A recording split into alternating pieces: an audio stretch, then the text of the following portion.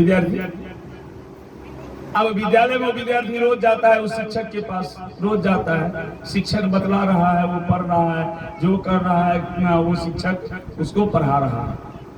अब आ गया परीक्षा की घड़ी, परीक्षा का समय, विद्यार्थी का चिंता न है, विद्यार्थी का चिंता न है, लेकिन जिस शिक्षक के यहाँ वो विद्यार्थी पढ़ता है उस शिक्षक को रात में नींद नहीं हो रहा।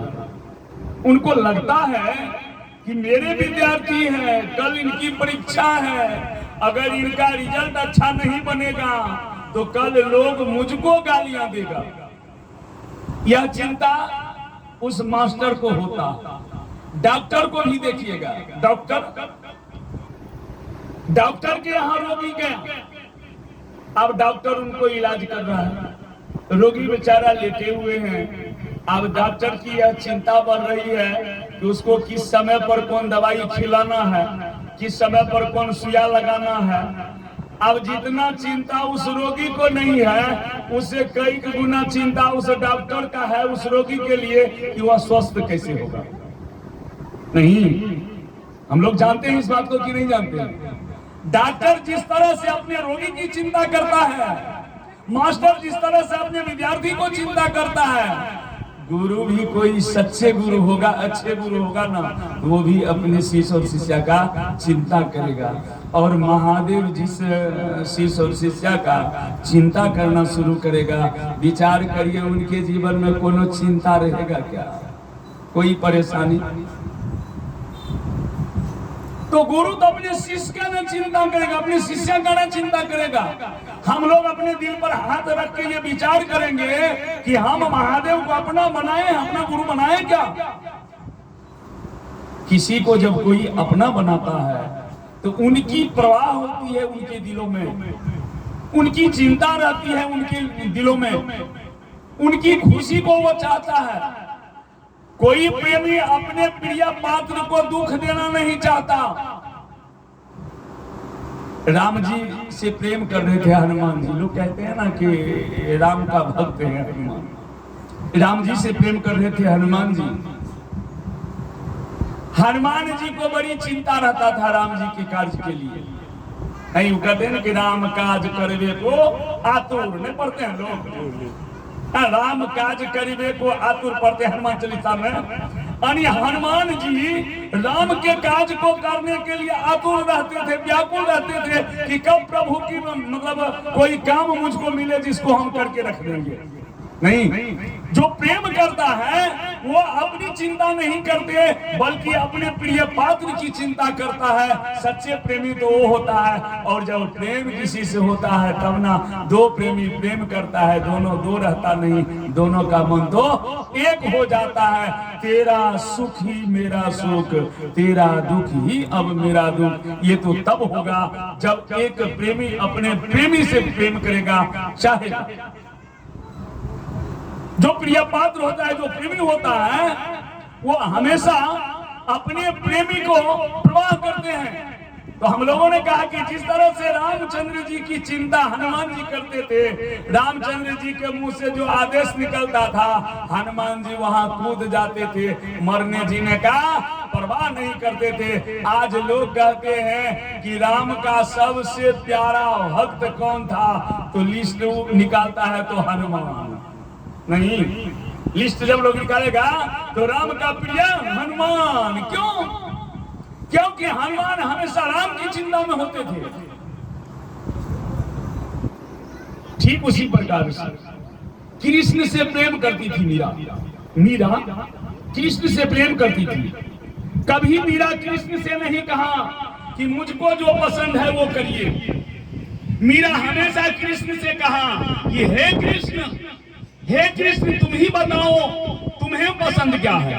हे कृष्ण तुम ही बताओ तुम्हें पसंद क्या है। तुम कहो तो भगवान भेष धराऊं, तुम कहो तो छिटकावे केस, तुम कहो तो मोतियन से मांग सजा दूं, तुम कहो तो कुसुमी चुंदरी रंगवा दूं। हे कृष्ण तुम्हें पसंद क्या है।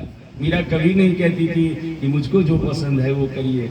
एक गाना सुनते होंगे राम तेरी गंगा मैली का गाना है जिसमें लोग गाते हैं, एक राधा एक मीरा दोनों ने श्याम को चाहा, अंतर क्या दोनों की चाहत में, एक प्रेम दीवानी एक दरस दीवानी।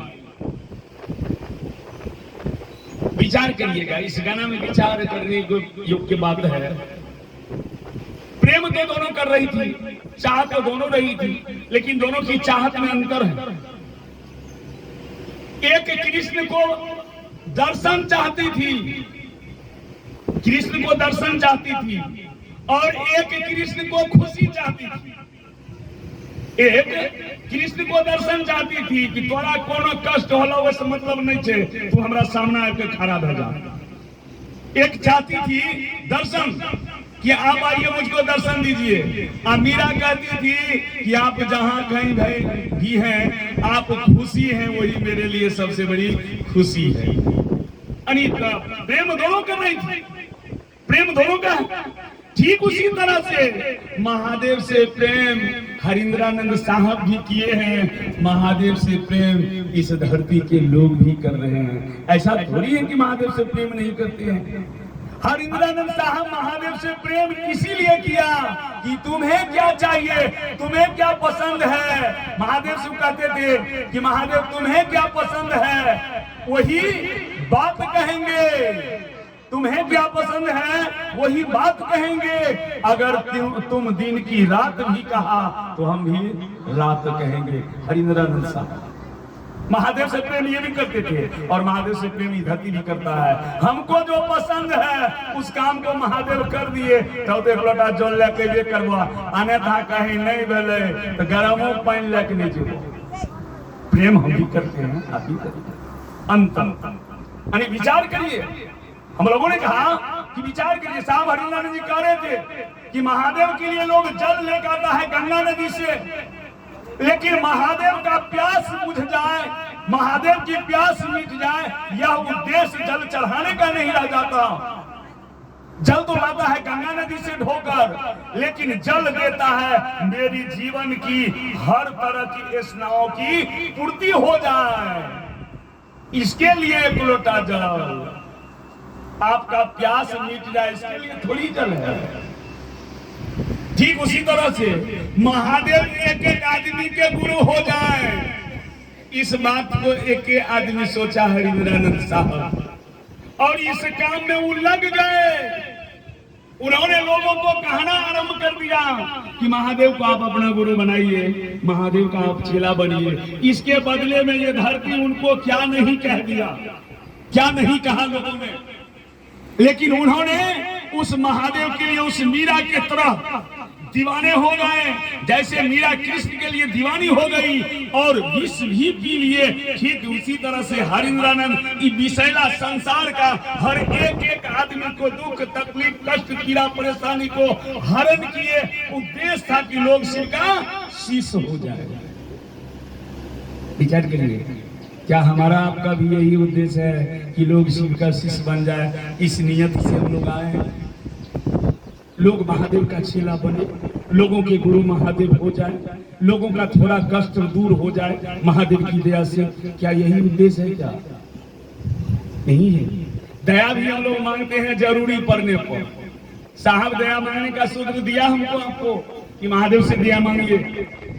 उन्होंने दया मांगने का सूत्र इसीलिए दिया कि उस महादेव से कहिए कि हे महादेव आप मेरे गुरु हैं, मैं आपका शिष्य हूँ या शिष्या हूँ, क्या मुझ पे दया कर दीजिए कि आपने जो आदेश किया है उसका पालन हम कर सकें, थोड़ी सी हमारा यह जीवन शिव का कार्य कर सके, लोगों को शिव का शिष्य बना सके। जब तक ये सांस चलती है तो हमारा कोशिश ये रहे कि लोग महादेव से जुड़े, इसके लिए थोड़ी दया कर लीजिए। ऐसा दया नहीं है।